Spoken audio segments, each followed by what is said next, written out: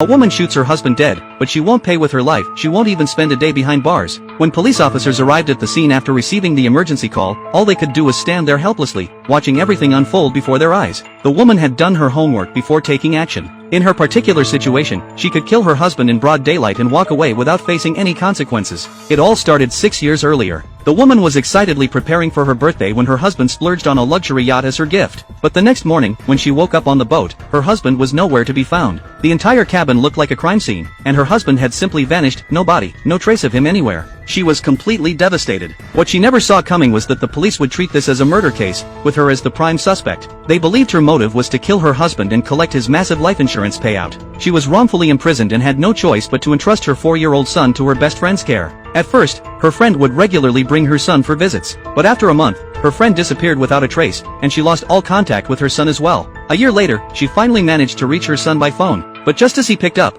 she heard him call out "Daddy" to someone in the distance before the line went dead. It turns out that her husband is still alive. She couldn't believe what was happening, but it all suddenly made sense. Her husband had set her up. This heartless man was now living it up in another city with her life insurance money and her best friend. Consumed by rage, she began filing appeal after appeal, but no judge was willing to believe a female convict locked up in prison. At a crucial moment, a fellow inmate shared a key piece of information with her. Under their country's laws, you can't be punished twice for the same crime. Since she had already been imprisoned for killing her husband, she could actually murder him after her release without facing any legal consequences. But how could this framed woman escape from the prison that held her captive?